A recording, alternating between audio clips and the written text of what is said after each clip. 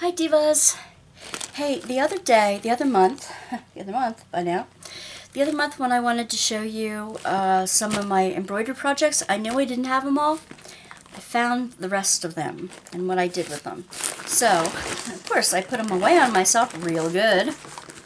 Underneath some things and around some things. This little baggie, I got from, oops, I had it open, didn't I? There's two zippers on it. I got from LTD. You get these books in the mail to mail order place with lots of stuff. And I measured them and I thought they would be good for my Happy Planner. I thought they would be good for my Happy Planner sticker books, but it's just not quite tall enough. But anyway, I love them anyway, so I want to show you what other kits that I have for embroidery. I have one of these that I got from my mother-in-law. It's a magnifying lens, and you put it on your neck. You hang it around your neck, and I want to test out and see how that works. It's got a bigger magnifier here for like individual things, and then it's got the regular magnifier above it. So that's going to be tested out. All right. I made two of the bookmarks. They're on a very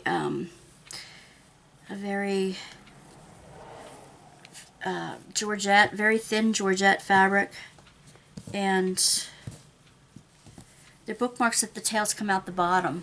I'm used to them coming out and over the top of the book rather than out the bottom of the book, but you do them on this fabric. They give you a little hoop to use, and then you back them with felt and whip around the edges. I could have done a lot better job with the edges, but at least these are two of the kits that I've done already, and I want to show you the other kits that I still am going to do like them. One is a pink rose on green, like that. And by the way, while I'm still working on that one, I'm using one of my diamond painting boxes to put my scissors and thread and stuff in as I'm working on it. These little things I got at the dollar store one time. They're just little, they have pockets and a zipper across the top. So if I want to take one of these to work, this is how I do it. Stick it in there. But right now, this is to remind me that that's what's in there. The third one of the set, like that. Alright. More. I have one like this. It looks like an oriental one. And I'm pretty sure I got these from, oh, and that's the felt that goes in the back. The other one. Alright. I got these from AliExpress or something like that. This is a beaded heart. It's bead embroidery. So I'll be doing that. And this is a brooch. I may have even showed you when I got them in a unbagging. If I have an unbagging of the full kits and stuff, I'll link that down below. It's a brooch that you can make. They come with their own hoops. They come with everything you need. The fabric, this comes with the pendant and brooch pieces. It even comes with a little stick of hot glue to be able to glue it together. And then I have a big kit. And that's for each one of about a December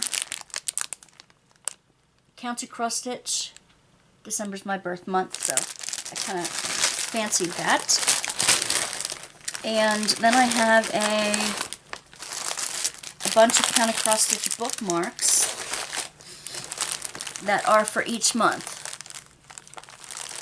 Maybe I'll bring it in a little bit so you can see them better. It's January, February, violets, March, daffodil, April, May, June. I'm going to find people with these birthday months and give them away. It's July, August, September, October, November, and December. A holly. So that's the one set. Sometimes I like to do something other than diamond painting. Not often, but I do. Alright, that's the one set here. Zip this up and I'll show you the other bag full of goodies I have. Okay, park that out of the way.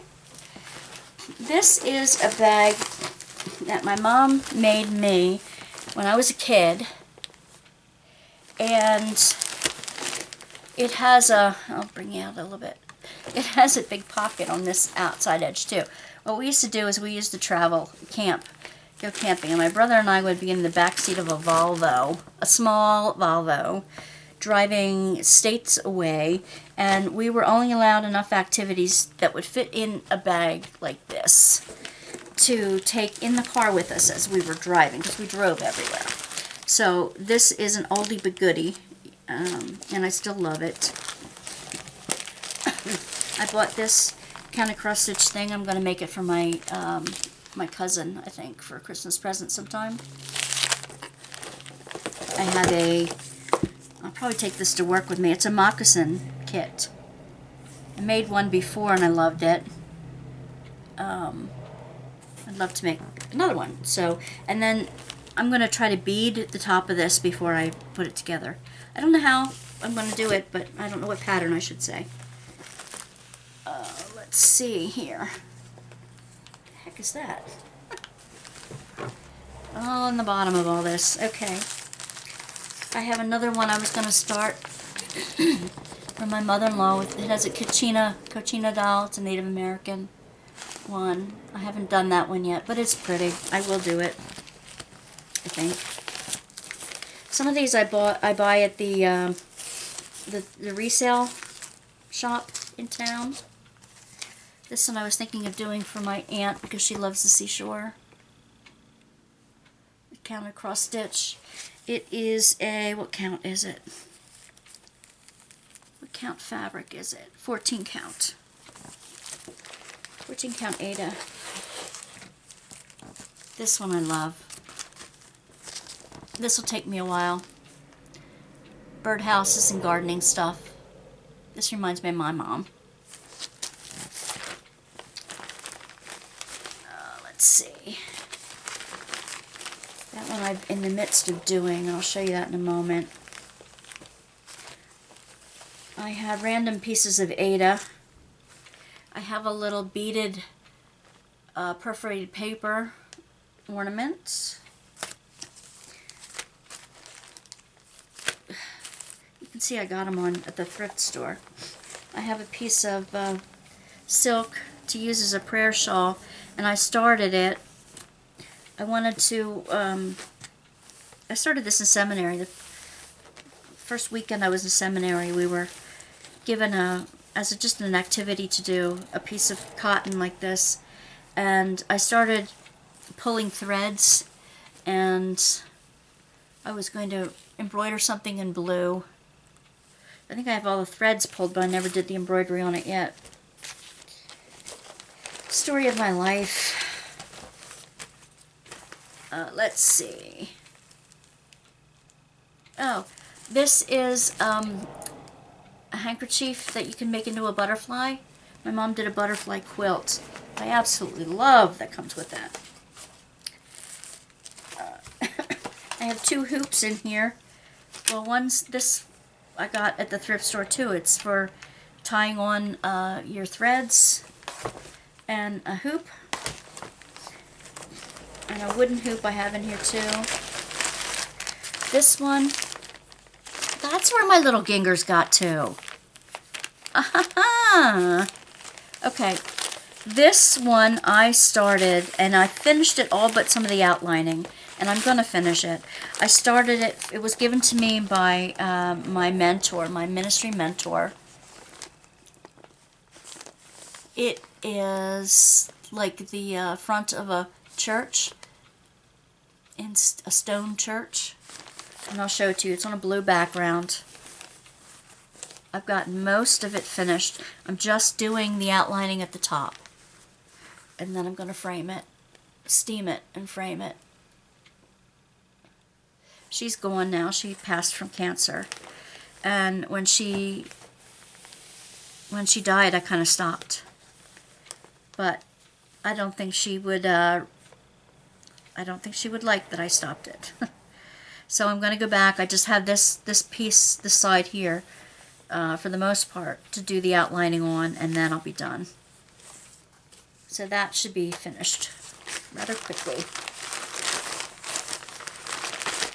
And the last thing I have, other than random skeins of embroidery floss hanging in the bottom here. I'll show you. The last thing I have is a box. My grandmother, bless her, gave me this when I was little.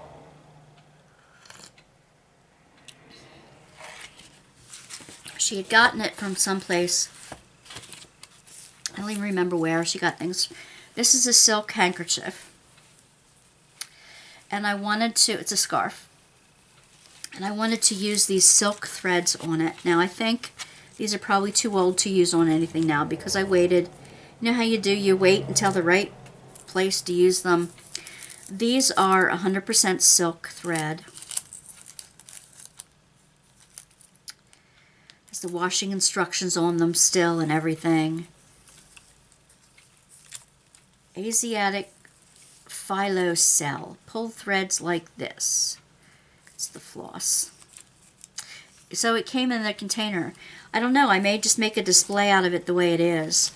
The threads are very thin and they're very brittle, so it wouldn't take much to pop them. But they are in the beautiful colors. The silk, the colors are just so... Here, let me wing it in here a bit. Look at the beautiful colors and the shine on that silk thread. What can I do with this? Can I put them in a shadow box? Arrange them by color and put them in a shadow box? Should I try to embroider with them even though that they're very weak threads?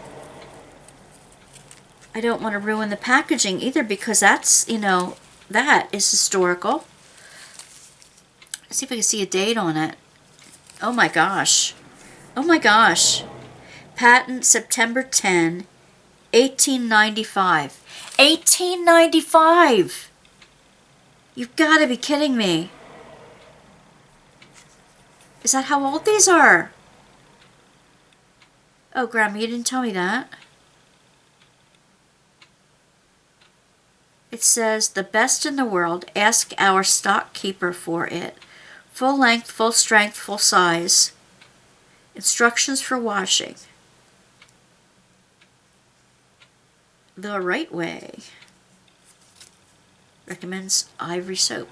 It's Brainerd and Armstrong Company's Asiatic Phyllo Cell.